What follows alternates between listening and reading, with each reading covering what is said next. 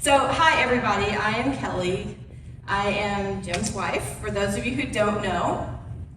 And I'm just really glad to be able to come here and talk to you on Mother's Day and just celebrate with you all. So thank you very much for having me. So many of you may know, I am actually not a mom, so I'm not going to stand up here and tell you all about things that my kids have done and all the funny stories and everything, but what I am going to do is talk to you about women in the Bible who were faithful to God, who were moms that were devoted to God, and the impact that they had on all of us and all of history. So, I'm not used to the technical stuff here. I'm like an old paper person, so this is going to take just a second. Before we get started today, though, I do want to pray for this, and so let's just start with prayer. Lord, today we thank you for the opportunity to celebrate life. You've given us each a life and an opportunity to serve you. I pray that our lives and our actions be pleasing to you, and I ask for blessings on Sands Montessori School and the staff who each and every day serve and love the children here. I pray that the words I'm about to speak will honor you. Amen. All right, well, it is inconceivable how much I really enjoy a good movie, and for those of you who know that line will know what that means. So many of you may not know a lot about me, so we'll tell you that if there's a good movie, I love it. And one of my favorite movies is My Big Fat Greek Wedding. I don't know if anybody's seen that movie or not. But for those of you who haven't seen it, it's the story of a mom and a daughter. And, you know, they're having this conversation because the daughter's about 30, she wants to go to college, but her dad wants her to stay at home, marry a nice boy, work in the restaurant, you know, do the things that he wants her to do, and she wants to go out and live her life. So the mom and the daughter devise this little scheme where they're going to make the dad think that everything is his idea. So he's going to buy right into it because it's all going to be his idea. And the daughter keeps saying, well, Mom, how is this going to happen? I mean, how are we going to make him feel that way? And the mom says a line that actually is pretty true if you think about it, and it can have a lot of impact. But what she says is, the man might be the head of the household, but the woman is the neck that turns the head. So, all right. So she may actually be using this for something that's not biblical in this movie. It's not bad, but, you know, how do we apply that? And a godly woman can turn that head and point them toward Jesus, right? Can make that family look down the road and point toward Jesus. So for that reason, I want to talk to you. I'm going to have to use these. For that reason today, I want to talk to you about women who prayed and obeyed and were dedicated to God, and the way that their impact turned the head, the way that their impact had on their family, and what that has done for the world. There are many places in the Bible that remind us about this. And one of the first verses that tells us about the impact that you can have on your children and on your family is 2 Timothy 1:5. It's a great reflection of the influence that a godly woman can have on her family. I am reminded of your sincere faith, a faith that dwelt first in your grandmother, Lois, and then in your mother, Eunice. And now I'm sure it dwells in you as well. And in Proverbs 31, we know that story about the woman whose children will rise up and call her blessed. So throughout the Bible, you'll see references about women who were called blessed. And just the fact that a woman's name is mentioned in the Bible is amazing, because at that time, women weren't at the same platform level as men. And so they weren't often named or really thought about. So that is also the radical nature of the Bible, right? That they talk about women, that they name women, that they give them the credit for things in the Bible. So we're going to talk about some women who are righteous. And the first one, we're just going to start with the mom of all moms. It's Mary, the Virgin Mother of Christ. Her role in history is pivotal. I mean, her son split history into two parts, right? Before Christ and after Christ. And I could probably just stop right there. We all know that's like the mom of all moms. So, you know, that's the first one we're going to start with. But there are many others that we're going to talk about. And I lost my place. Okay. About the same time that Mary became pregnant, her cousin Elizabeth became pregnant. And this is in Luke 1. It says that she was pregnant in her old age, and an angel approached her husband Zechariah and told him she would have a son. And when Mary and Elizabeth, cousins, got together and met before the babies were born while they were still in their womb, Jesus caused John the Baptist to leap for joy. And John the Baptist, the son of Elizabeth, a righteous and devoted woman, will prepare the way for Jesus. So these are two examples of righteous women as mothers that we could talk about probably for the next 20 minutes. But the Bible also talks about women who are dedicated. In the Old Testament, Hannah prayed hard for a child, and her request was granted. She made one of those desperate, bargain pleas that sometimes we do, like, God, if you'll do this for me, then I'll do this. The thing is, she actually committed to that, and she did it. And when her son was born, she sent him to the priest Eli to live and to be devoted to God. She kept her promise. And Samuel, eventually, her son Samuel, went on to anoint both King Saul and King David. Another example is Samson's mother. Now, she made a bargain with God, and her name is not explicitly written in the Bible, but the impact that Samson had and the impact that her dedication had is enough to be mentioned in the Bible and talked about in Judges 13. She agreed to steadfastly raise her son as a Nazirite, and even though Samson, we all know, had some challenges along the way, God's plan was God used him to defeat the Philistines and complete his plan. Rebekah was a woman of great faith in Genesis. She gave birth to twins that we know well, Jacob and Esau. Those twins wrestled against God even before they were born, and one of them ended up stealing the birthright from the other one. And much of the Old Testament is about Jacob and his lineage. And God used the dedication and conviction of these women's faith to highlight what can be done when you stand on the promises you make, even if the road along the way is not smooth. Another group of women we like to call prayer warriors. So we have a group of righteous and dedicated women and a group of prayer warriors. And we're going to kind of give you a little Cliff Notes story here about one of my favorite prayer warriors in the Bible, Esther. Everybody knows Esther?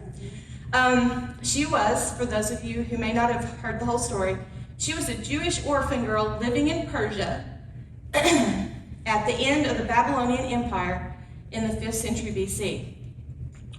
When her parents died, she went to live with her uncle Mordecai, and they were both under the rule of King Xerxes. So there is an awful lot to unpack with Esther, which you can read about in the Bible if you haven't heard the story before, but this is kind of the gist of the story. This is Kelley's Cliff Notes versions of the story. So the king asked his queen Vashti to do something that was a bit immodest, and she turned him down. He banished her. So what did he do? He held what I like to call the Miss Persia beauty pageant and brought all the single women in and looked them over and picked his next queen. And so, spoiler alert, the whole book is called Esther, so you know that she won the pageant, became the next queen. Well, what happens is Uncle Mordecai found out about a plot to assassinate the king. So he goes and tells Esther, and then she goes and tells the king. The plot is thwarted, and then they win a lot of favor with the king. And then things keep happening throughout the story. The next thing that happens is a good plot line always has an evil person waiting in the wings, right? So that would be our evil person would be Haman. And Haman, he hated all the Jews in Persia. So he planned to genocide all of the Jews. Uncle Mordecai found out about this, and he went and told Esther. And he said, Esther, I want you to go and ask the king for a favor. And that may seem like nothing to us, but to actually go and ask the king for a favor meant that your family could be killed. Because if the king didn't want to honor that favor, he didn't have to honor that favor. And it was breaking the law to actually go in and ask for this. But what did this prayer warrior say? She said, if you and all of the Jews in Persia will pray for 3 days and fast for 3 days, my court and I will do the same. And then I'll go in and break the law and ask him this question. And her famous words were, if I die, I die. Because she knew this is something she had to do. Long story short, she actually went in, he gave her a favor, and the genocide didn't happen. So being a prayer warrior can change the course of history too. And you might be thinking, like, I don't know if I'm strong enough to do all of this. I don't know. These are super strong women in the Bible. But you could say that every woman in the Bible was strong if you take a look at everything that they all did, right? I want to talk to you about a couple of people, Shiphrah and Puah, and I'm probably going to say these names wrong at some point, but Shiphrah and Puah, they aren't well known, but their strength to do what was right before God saved Moses. Pharaoh was having the newborns killed. They were midwives. They helped save Moses and other babies. And Zipporah, Moses' wife, she stood alongside this man that she loved. She battled with her family. She walked side by side with Moses as he led over 1 million people through the desert. These are strong women. And if you go even further into Old Testament history, which I love these stories, but if you go even further into Old Testament history, this is one you don't hear a lot about, but Jehoshaphat. She was an aunt who saved Joash from being killed by this crazy queen who was killing her kids and grandkids. She took Joash, took him to the temple.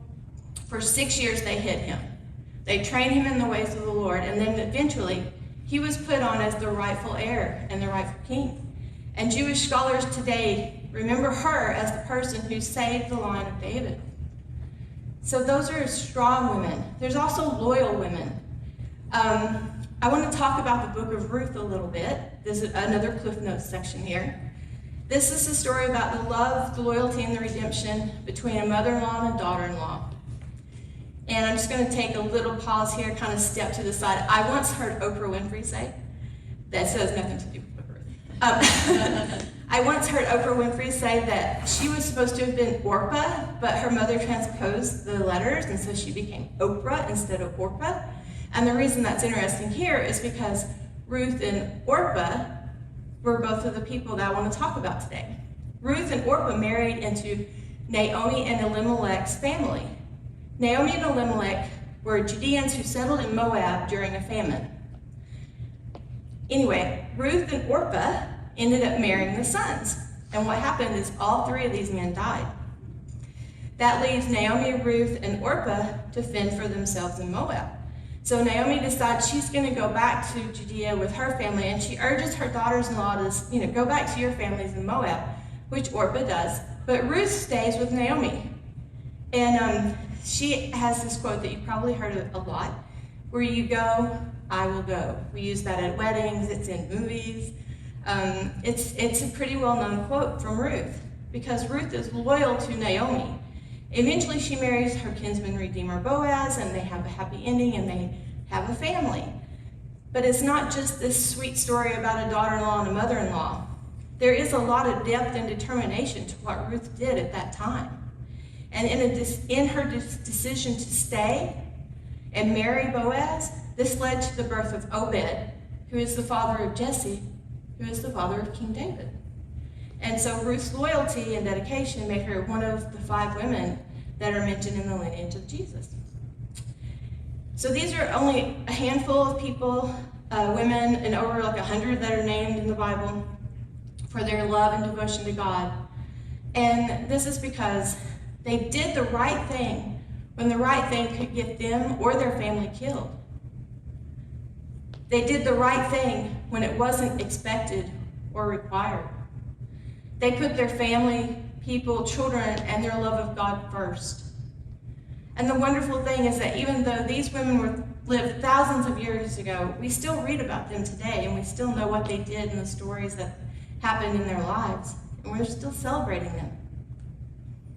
And even today, for us, in recent times, there are people who we admire and we're dedicated to, and individually and personally, there are women who we dedicate to our lives to and are entwined with, throughout our life. These are godly women who show us how to always put Jesus first.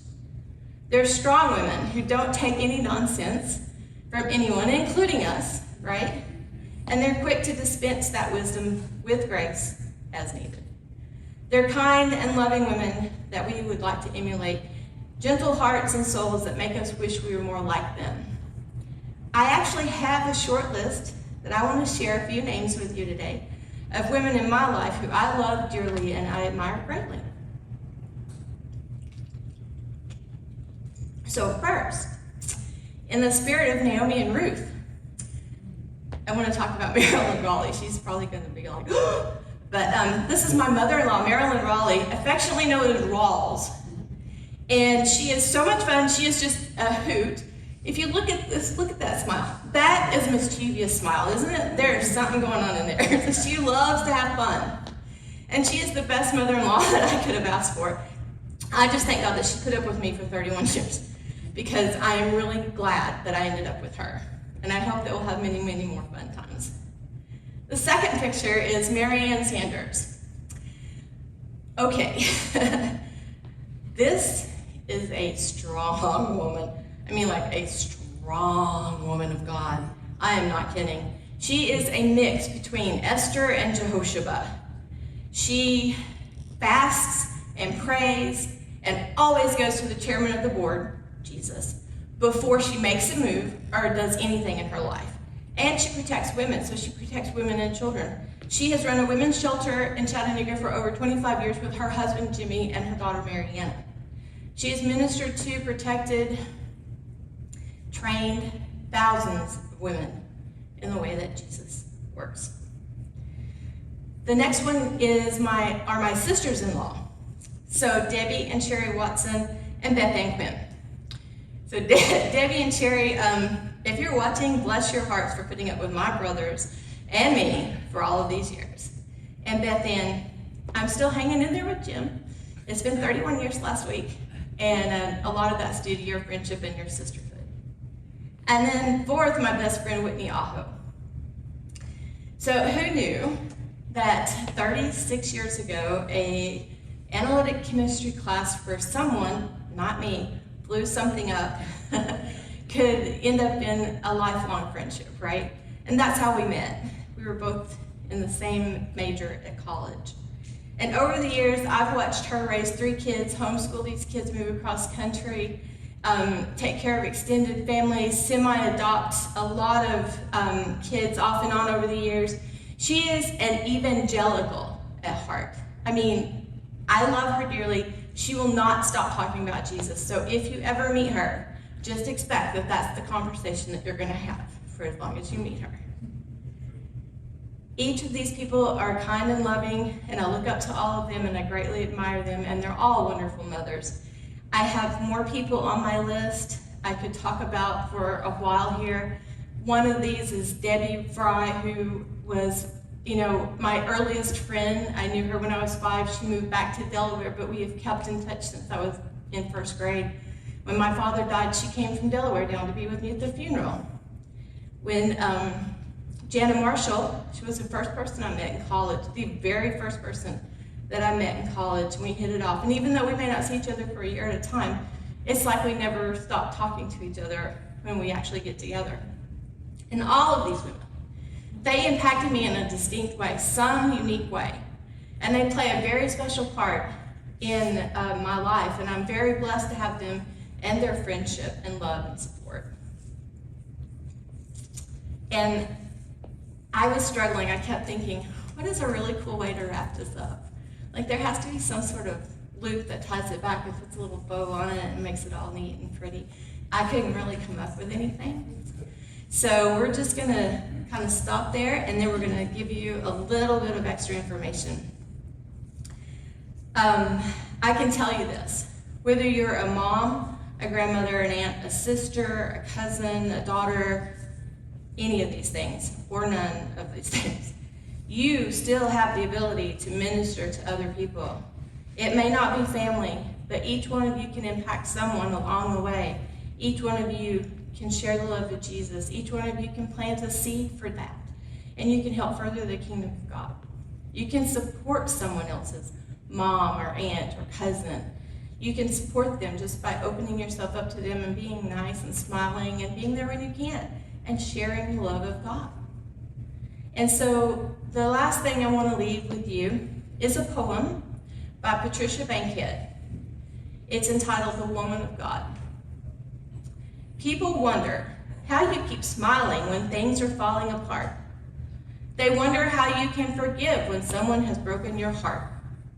People wonder how you can give when you're down to your last dime. They wonder how you manage when you give so much of your time. People wonder how you resist when temptations are all around. They wonder how you keep standing when problems weigh you down. People wonder how you survive when you're fighting against the odds. They wonder what the secret ingredient is because you're a woman of God.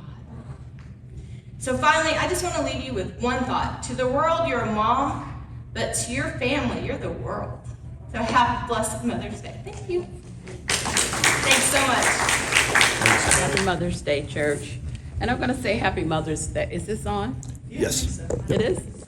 I'm going to say Happy Mother's Day to the men also, because there are so many single men that are raising their children. And because they're raising their children, they have to be aware of children's needs that a mother can do. And so many fathers have done that. So Happy Mother's Day to you fathers also. Today's scripture is from 1 Peter 4:10. God has given each of you a gift from his great variety of spiritual gifts. Use them well to serve one another. So go out this week and serve. And don't wait for someone to come to you and say, I need help. Go out and seek those who need help and serve. Have a good week.